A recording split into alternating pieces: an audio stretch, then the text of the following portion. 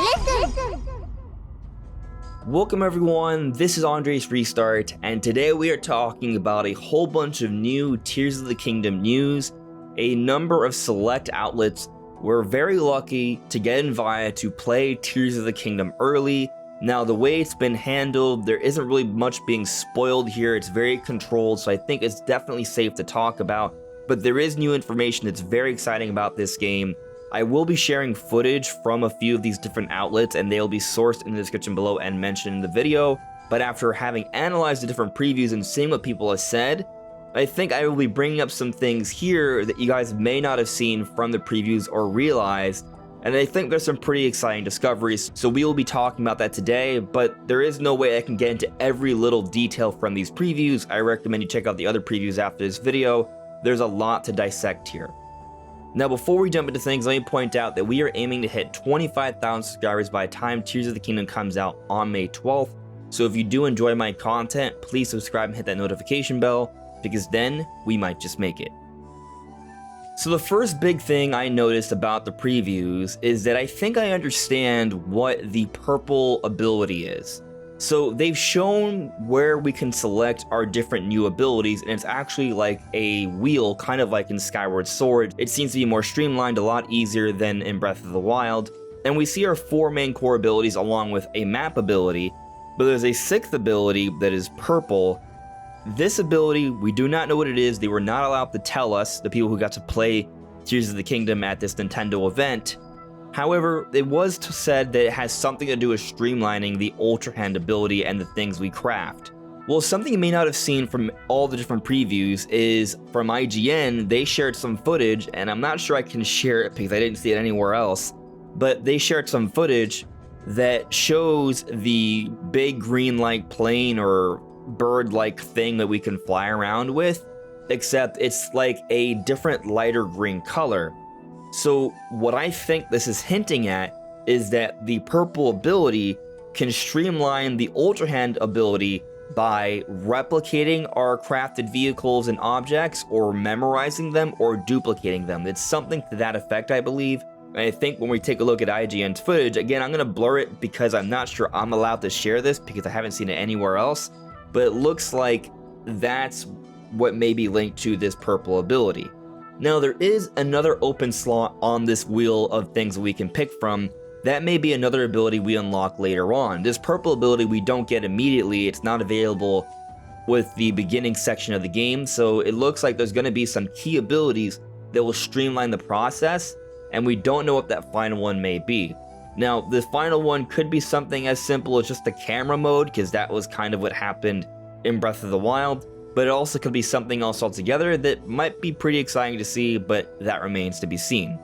Going beyond that, it looks like we have a pretty good understanding that dungeons indeed are returning in some shape or form, which if you really think about it, there should not have been any doubt that dungeons will be coming in some shape or form, because dungeons returned even in Breath of the Wild, they just weren't in the form that a lot of us would like. We want them to be something more like previous dungeons, but I think what we all really want is something that brings back those unique themes with big epic bosses and are grand in scope.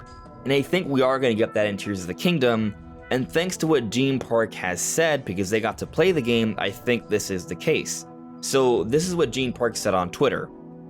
Dungeons in Zelda? I solved the puzzle and opened the entrance to one in the sky. Nintendo said, do not enter. I can see inside and it looks mysterious and unlike anything in Breath of the Wild. But the true nature of dungeon design is still unknown to us. Then Gene says, to be clear, I'm not sure if the entrance I opened was to a dungeon or a shrine type location, but I did enter complicated cave networks with varying paths. There seems to be a lot more design built into the map. Now these people who play the game may not be sure if it's a dungeon or not, but this is what I can say. We've seen footage of those shrines, those little like pointy rocks with the swirls around it, and while we saw some openings from our prior analysis of the trailer, we saw it up close with an actual opening, and that seems to be the shrine, and that's not something locked away by a whole bunch of different areas. We've seen that this matches up onto the minimap as something similar to a shrine from Breath of the Wild. It looks like Gene Park is referring to something different altogether. Not only that, But we have seen from the trailer a number of things that I think support this idea of a dungeon. I talked about this in a prior video. Point is though, people are finding from the gameplay structures and dungeon-like environments that aren't shrines, aren't really anything else we saw from Breath of the Wild. There's something new altogether. So that's exciting. Whatever it actually is, that remains to be seen. One random thing I noticed is that there's this bokoblin that has like a yellow life bar, and this is the bokoblin that has the stone-like armor. Basically, I think this just tells us that it has an additional life bar because of the armor, and it's harder to kill. What's amazed me most about all the footage though is just how flexible these abilities are. Ultra Hand, Fuse, Ascend, and Recall seem to come together to create a myriad of new gameplay options that are incredibly exciting. It's making Tears of the Kingdom seem like a fresh new experience. There's a lot of changes in the overworld actually. The skies have been referred to as almost like a Wind Waker-like element. At one point we see the map and they have two different layers. They have the sky and the surface, but it's looking like there's a lot of space for potentially other areas. And I'm thinking that there is something to the idea of there being tiers in the kingdom. And I'm not talking about crying tears, but tiers as in levels. We've seen a fair amount of evidence of underground, and we speculated that we may be able to go pretty high up into the sky. That may change the atmosphere somewhat, the environment somewhat. There could be a lot here.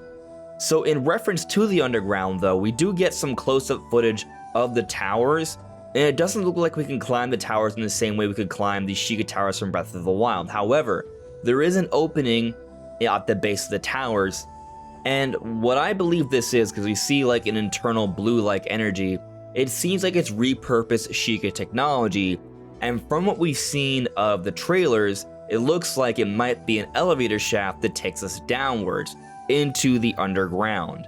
That's my speculation, and this latest footage I think is supporting it even more so. And we know there are underground areas. The latest TV ad shows a significant underground area where we are pretty deep underground the surface of Hyrule. So I think at one point or another, that map is going to show another layer. It's going to show a underground tier. So there's going to be the sky tier, the surface tier, and the underground tier. And who knows if there's more. One interesting thing, as I noted earlier, there are abilities that we are obtaining later on to the game. We're not given everything right from the get-go. Now, some people have been discussing that underwater exploration has been deconfirmed. I'm not so sure it has. There's nothing that we've seen that seems to really strongly suggest that it's there from the recent previews, but those previews are limited. And what's being said is that we've been able to swim through water and the swimming mechanics seem to be about the same. But I think this theory about underwater exploration hasn't been that we would be able to do it right from the get-go. That's never really been the thought process. It's been something that we would unlock later on. So if there is underwater exploration, it's something we'll gain access to later on to the game that will give us more options. Maybe that unlocks another tier to the kingdom, so we'll have the sky, the surface, the underground, underwater, or under the sea. There's a lot of space on that map. There's a whole column with different options of tiers to the kingdom. Again, T-I-E-R-S, not T-E-A-R-S. So I think there's something to this, but obviously it's also not confirmed yet. Something that has been confirmed is that Korok puzzles are returning, and they are returning basically in the same way they functioned before. You'll find a Korok. Some of the puzzles are pretty much exactly the same. They're probably in different locations. There's some of a mix up there, but you can find rock circles, you can find pots that you can break, and Koroks come out of them, and they give you a Korok seed. And because we've seen that Link has limited inventory slots, it does seem like they function pretty much the same way. However, there have been some new Korok quests that have been discovered. So going back to our analysis from the February Direct trailer, we saw that there was a Korok with a backpack near a stable, and he needs to find a friend. Well, it's been confirmed that there is a quest for a Korok with a backpack where you can find said friend. So some of the Korok quests will be changed around, and you'll be finding 2 Korok seeds at once, so it may be streamlined and more fun than it was in Breath of the Wild. But what's interesting about this is some people have brought up that you can actually use Ultra Hand on the backpack of the Korok. So what's insane about this is that it highlights the incredible amount of options there is in Tears of the Kingdom to manipulate the world. You can't manipulate NPCs themselves, but any sort of item that may be attached to an NPC or an NPC might be on, I think there's a lot we can do with this. From the final official trailer, we saw that Link was carrying around some NPCs on a wagon that was made by Ultra Hand because we can see the green paste. So while we can't control NPCs themselves, we can control items in so many ways that may impact and interact with NPCs. So there's a lot of flexibility to the world. There does not seem to be a limit in terms of how much stuff we can stack onto each other with the new Zonai items, which by the way come from these gumball machines that we simply throw Zonai charges into. And there's so many different items we can attach together. The possibilities seem endless. We've seen all sorts of creations already from the previews we've gotten. I can envision creating entire cities or giant rocket ships, and there's so many possibilities here. Who knows? Maybe we can even build a submarine later on to the game and go underwater. We don't know, but the possibilities are obscene in this game, but it's done in such a natural way. Something I've noticed, I brought up the Zonai charges. These Zonai charges give us all these new items that we can use to craft a whole bunch of exciting new contraptions. But we get these Zonai charges by beating constructs, which gives us more incentive to fight these constructs. But also, unlike in Breath of the Wild, when you fight an enemy, there's like a little bit of this balance of, oh, if I fight this enemy, it might destroy my weapon and it might not be worth the reward. Well, thanks to the different drops we get from destroying enemies, we can use those drops to fuse to our weapons, extending the durability, giving them more options, and we can defuse as well to keep the chain going. So thanks to fuse and all the drops we're getting from enemies, the gameplay loop of fighting enemies has become a lot more fun and rewarding, and it's not something we're going to be scared to do anymore. It's not going to be as risky. There's a lot of reward, there's a lot of the experimentation, there's so many possibilities.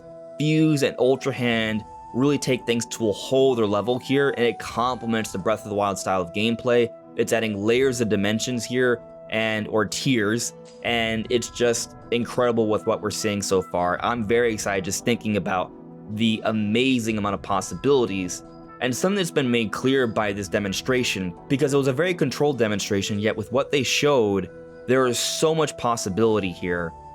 It's staggering. I really do feel that we're still just seeing the tip of the iceberg. Nintendo can take this to a whole other level, and I think once we get the game in a couple weeks, we're going to see just how much more depth there is to this game, because already it's seeming quite immense. I'm pretty sure there's still a lot more to dissect from what we've gotten today, and I'm sure more information will be coming out as we approach the release of the game. There's so many theories and gameplay possibilities we've yet to talk about on this channel, so if you're new here and you enjoy this content, please subscribe. But yes, I am so excited for Tears of the Kingdom and all the things Nintendo's been doing lately.